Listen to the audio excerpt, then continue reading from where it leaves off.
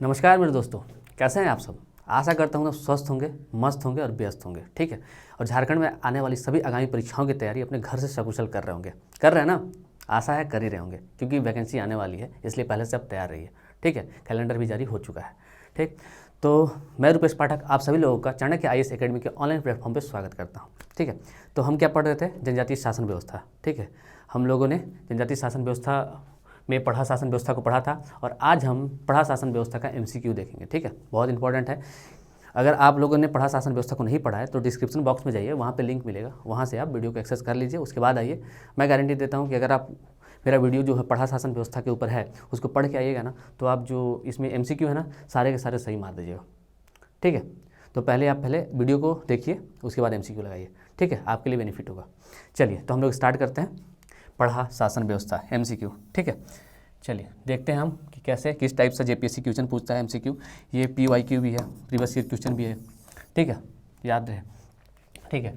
अब देखिए पहला क्वेश्चन क्या है। पहला क्वेश्चन है, पढ़ा शासन पंचायत किस जनजातियों की शासन व्यवस्था है, बताइए। तो पढ़ा शासन व्यवस्था उरांव जनजातियों की शासन व्यवस्था है। मुंडा मन की शासन व्यवस्था, खड़िया की भी आप नहीं पढ़े हैं, इसके बाद मैं खड़िया पढ़ाऊंगा। ठीक है।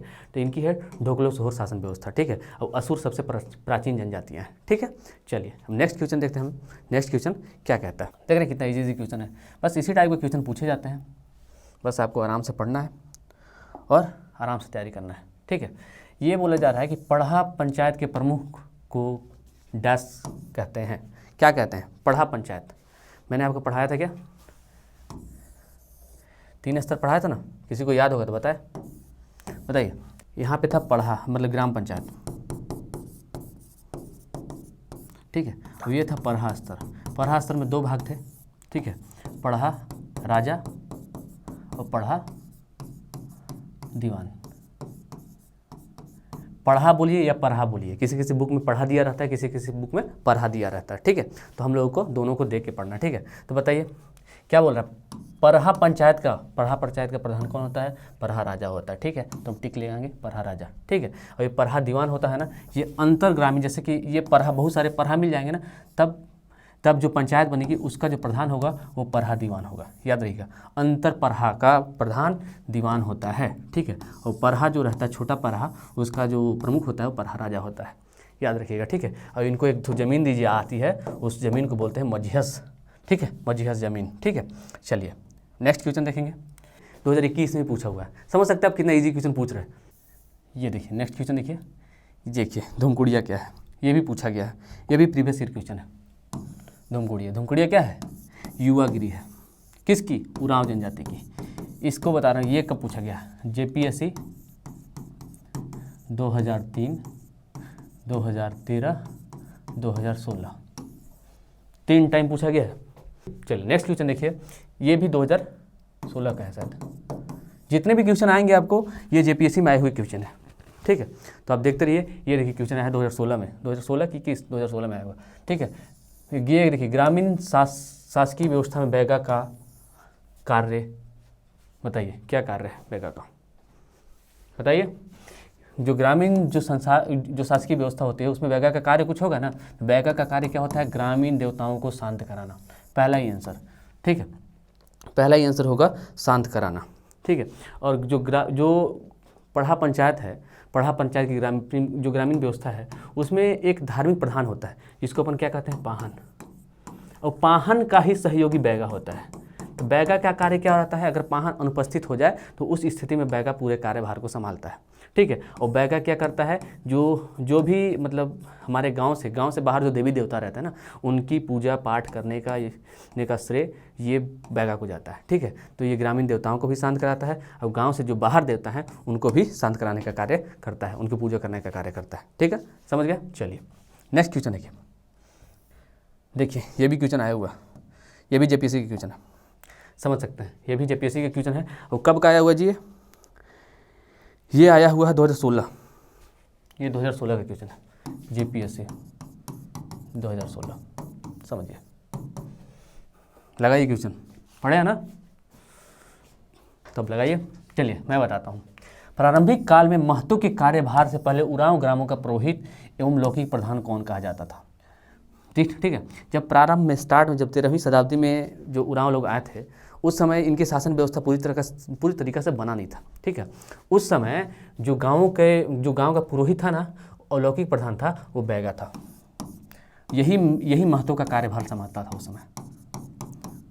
स्टार्टिंग टाइम बोल रहा हूँ, जब ये लोग आए थे झारखंड में 13वीं शताब्दी में। कब आए थे? 13वीं शताब्दी में। बख्तियार खिलजी के टाइम में आए थे। और मैं आपको बता दूं कि बख्तियार खिलजी किसका सेनापति था, बताइए?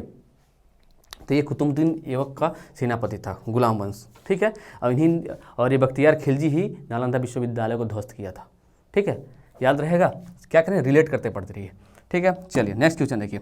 चलिए नेक्स्ट क्वेश्चन क्या है कि पढ़ा दीवान किसका प्रमुख होता है? पढ़ा दीवान मैंने अभी बताया था आपको। पढ़ा दीवान क्या होता है? अंतर पढ़ा पंचायत का प्रधान दीवान होता है। ठीक है, एक गांव हो गया, एक देखिए गांव हो गया। ठीक है, गांव को मिला के बहुत सारे गांव मिल गए तो पढ़ा का निर्माण हो गया। ठीक है, और बहुत सारे पढ़ा मिल गए। ठीक है, तो उसका जो होगा ये अंतर पंचायत होगा, अंतर पढ़ा पंचायत। ठीक है, अरहर मतलब पंचायत, इसका जो प्रमुख होगा वो होगा पढ़ा दीवान। और इसका प्रमुख कौन होगा? पढ़ा राजा। समझ सकते हैं आप? एक एक स्टेप बढ़ना है, लेवल 1, लेवल 2, लेवल 3, मतलब district court, high court, supreme court, अपनी भाषा में। अभी आजकल के जनरेशन में हम लोग पढ़ते हैं ना, वही है। ठीक है, चलिए, तो इसमें क्या होगा? पढ़ा दीवान क्या है? अंतर पढ़ा पंचायत का प्रमुख कहलाता है। ठीक है, ध्यान से देखिएगा। चलिए, और ये भी क्वेश्चन पूछा गया है, ये भी JPSC का प्रीवियस ईयर क्वेश्चन है।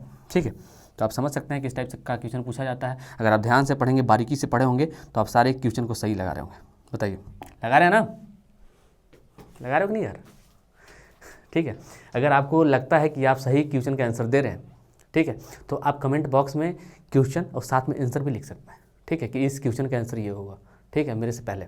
चलिए, पढ़ा पंचायत शासन व्यवस्था में ग्राम स्तर का धार्मिक प्रधान कौन होता है? धार्मिक प्रधान की बात की जा रही है। धार्मिक प्रधान कौन होता है? बताइए, धार्मिक प्रधान कौन होता है? बताओ दोस्त। देखो, धार्मिक प्रधान होता है पाहन। कौन होता है? पाहन। और जो गांव का प्रमुख होता है वो होता है महतो। और ये पाहन का सहयोगी कौन होता है? बैगा। और माझी कौन है? माझी संदेशवाहक के रूप में कार्य करता है। सब चीज़ डिस्क्राइब हो गया। ठीक है, और बता दे रहा हूँ मैं आपको, जो पाहन को एक ज़मीन दी जाती है, सैलरी तो दी नहीं जाती इनको कि ये सैलरी लेके काम करेंगे।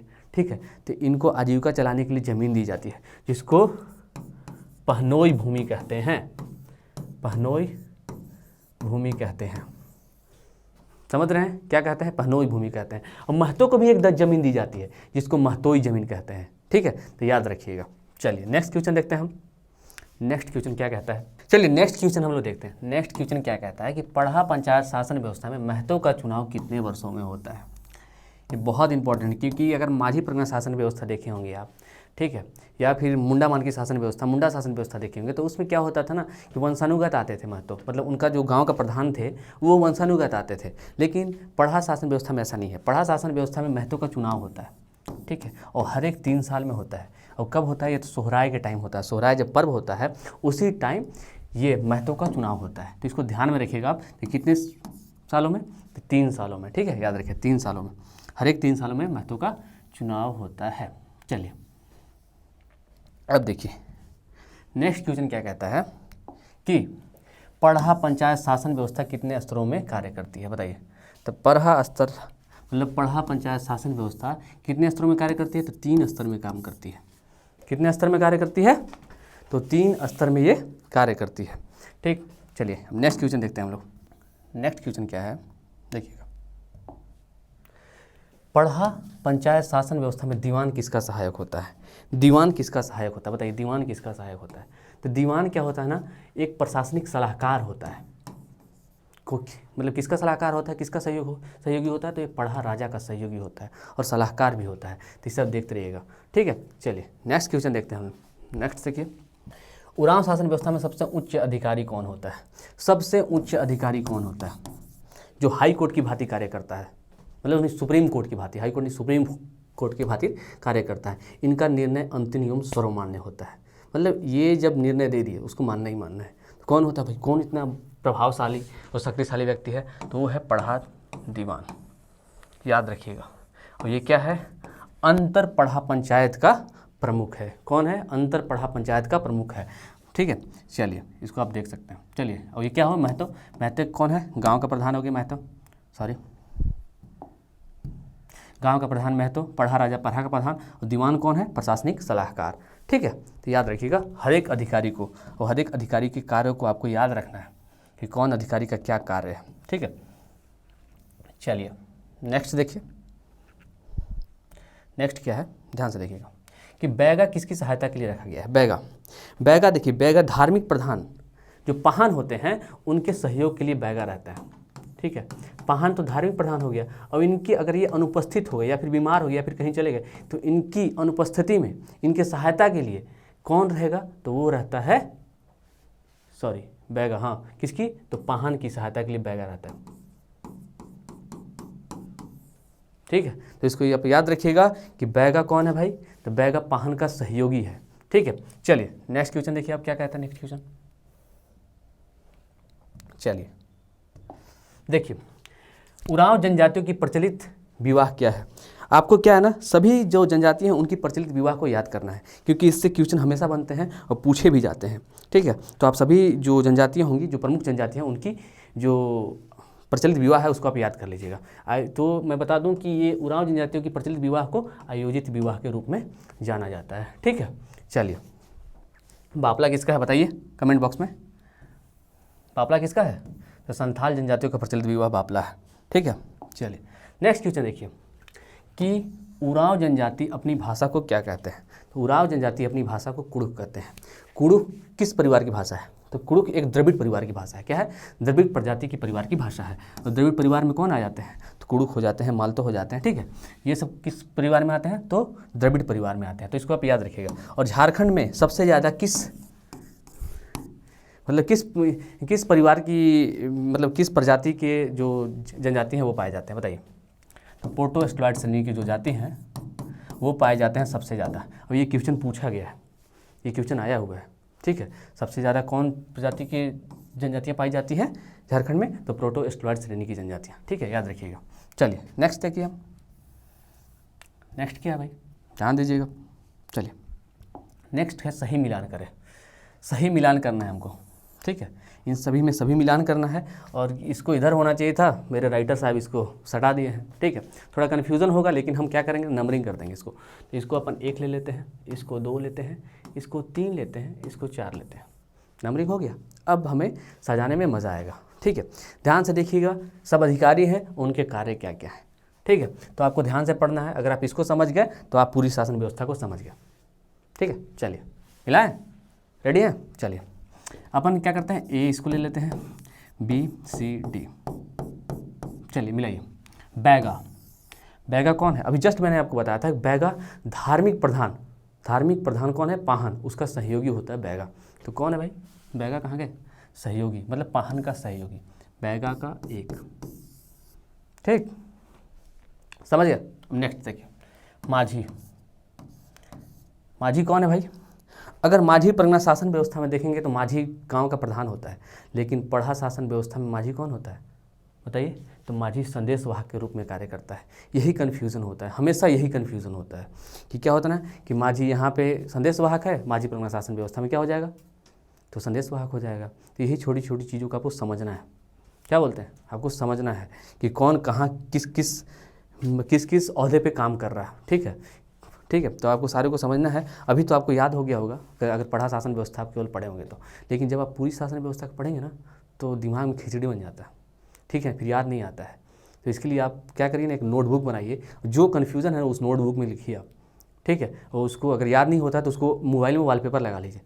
मोबाइल स्क्रॉल करते हैं ना सुबह शाम दोपहर, तो उसको क्या करिए, वॉलपेपर लगा लीजिए, बार बार देखिएगा, याद रहेगा। नहीं तो अपना स्टडी टेबल होगा आपका, स्टडी टेबल के सामने चिपका लीजिए लिख के, ठीक है। मैं तो ऐसा ही करता हूँ, अब आप अपने हिसाब से देख लीजिए, ठीक है। मगर याद होना ज़रूरी है क्योंकि इससे क्वेश्चन आते हैं और यही कन्फ्यूज़न क्रिएट करते हैं, ठीक है। तो क्या हो गया, बी का क्या होगा 3।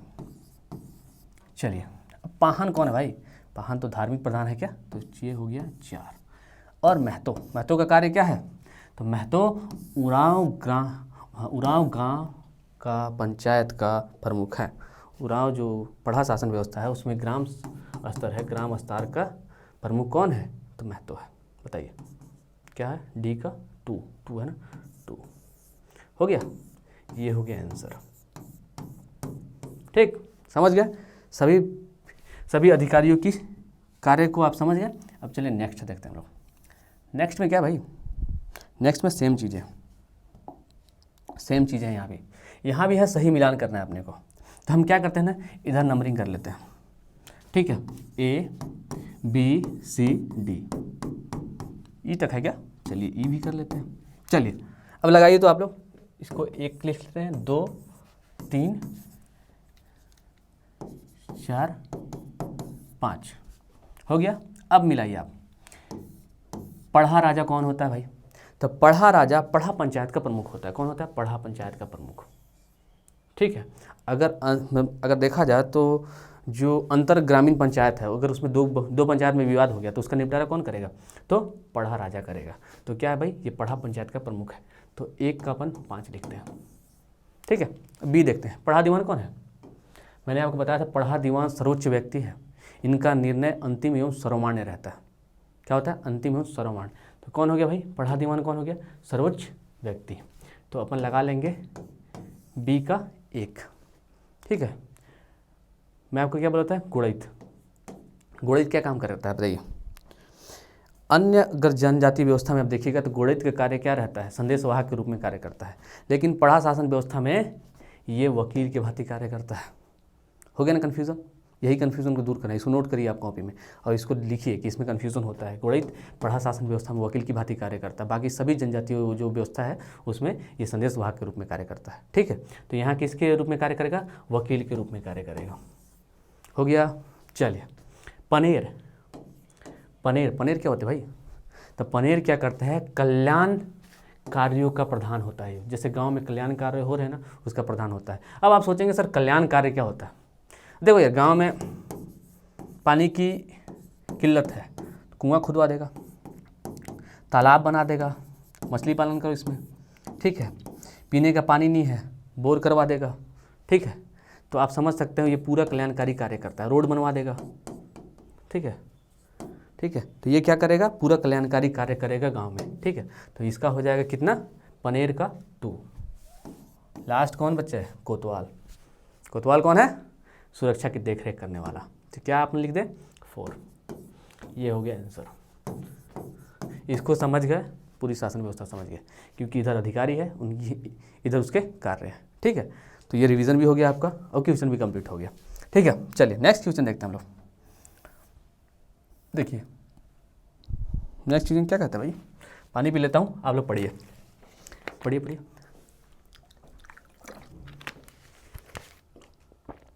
पढ़ लिया क्या? पढ़िए एक बार फिर से पढ़िए। चलिए मैं पढ़ता हूँ। ठीक है, आप लोग पढ़ लिए होंगे। सॉरी, मैं ले लेता हूँ। कौन सा सही पूछ रहा है? याद रखिएगा, कौन सा पूछ रहा है? सही पूछ रहा है इसमें। तो गाँवों की पंचायत बैठक में महिलाएं भी भाग लेती हैं। तो सही बात है भाई। झारखंड में एक पढ़ा शासन व्यवस्था ही एक ऐसी शासन व्यवस्था है जिसमें महिलाएं भाग लेती हैं ग्राम पंचायत में। ठीक है, तो इसको आप ध्यान में रखिएगा। ठीक है, सेकंड देखिए। सेकंड क्या है? डायन का मामला आने पर गांव से निष्कासित कर दिया जाता है। ठीक है, ये भी सही बात है। अगर किसी को डायन घोषित कर दिया गया या फिर उसके खिलाफ सबूत मिल गए तो उसे गांव से निष्कासित कर दिया जाएगा। और इसको निष्कासित करने का कार्य कौन करेगा? तो पढ़ा दीवान करेगा। याद रखिए, सर्वोच्च अधिकारी करेगा। हत्या हो गया, डायन को सजा देना हो गया, ये सब कार्य कौन करता है? तो सर्वोच्च अधिकारी, पढ़ा दीवान। याद रखिएगा। नेक्स्ट क्या है भाई? पढ़ा राजा को दी जाने वाली भूमि को मझियस भूमि कहते हैं। ये सही है कि नहीं? पढ़ा राजा को दी जाने वाली भूमि मझियस भूमि, पाहन को दी जाने वाली भूमि को पहनोई भूमि और महतो को दी जाने वाली भूमि को महतोई भूमि कहते हैं। ठीक है, इसको तो आप याद रखिएगा। ठीक है, ये भी सही है। बैगा को वैध भी कहा जाता है। सही बात है, बैगा को वैध भी कहा जाता है। ठीक है, और ये देखिए सबसे इंटरेस्टिंग, पाहन शादीशुदा आदमी को ही बनाया जाता है। अगर आप सोचेंगे कि आप बैचलर हैं और पाहन बन जाए, पूजा पाठ करें, तो आपको नहीं होगा। ठीक है, इसलिए आपको क्या करना पड़ेगा? शादी विवाह करना पड़ेगा पाहन बनने के लिए। ठीक है, तो पाहन किसको दिया जाता है? तो शादीशुदा आदमी को पाहन बनाया जाता है। चलिए नेक्स्ट क्वेश्चन देखते हैं। मतलब इसमें सभी देखा जाए तो सभी सही हैं, सभी सही। ठीक है, चलिए नेक्स्ट क्वेश्चन देखते हैं भाई। आइए नेक्स्ट क्वेश्चन देखते हैं। देखिए अब इसको अब देखिए, उरांव जनजाति का प्रमुख नृत्य एवं युवा गृह क्या है? प्रमुख नृत्य बताइए, प्रमुख नृत्य क्या है इनका? तो प्रमुख नृत्य इनका यदुर है, और इनके जो युवा गृह है इसको हम बोलते हैं धूमकुड़िया। क्या बोलते हैं? धूमकुड़िया। ठीक है, याद है कि नहीं? आप सभी शासन व्यवस्था मतलब में, शासन व्यवस्था नहीं, जितनी भी जनजाति है ना, सब में आप याद करिएगा युवा गृह क्या उनका प्रमुख नृत्य है, ठीक है, कितने गोत्र हैं, क्या कार्य है उनका, ठीक है, ये सब फैक्ट आपको याद करना पड़ेगा, कौन सा विवाह है, ठीक है, ये सब याद करिएगा, बहुत ज़रूरी है सब। ठीक है, चलिए घोटुल, घोटुल लिख दिया, घोटुल होगा यहाँ पे। ठीक है, आप बताएंगे कि घोटुल, घोटुल किस जनजातियों की युवा गृह है, ये आपका होमवर्क हो गया। ठीक है, बताएंगे नहीं? बताएंगे यार। चलिए, तो ये आपका ख़त्म हो गया। ठीक है, आशा है कि आप पूरी बातों को अच्छे से समझे होंगे और सारे आंसर को सही लगाए होंगे। ठीक है, अगर आपको इसका PDF चाहिए होगा तो आप टेलीग्राम चैनल पे जाइएगा, चाणक्य IAS अकेडमी के टेलीग्राम चैनल पे, वहाँ आपको PDF मिल जाएगा। ठीक है, और बहुत सारे कंटेंट आपको मिलेंगे वहाँ पे। ठीक है, तो चलिए हम कल फिर मिलेंगे आपको। ठीक है, एक नई श्रृंखला के साथ, तब तक के लिए नमस्कार।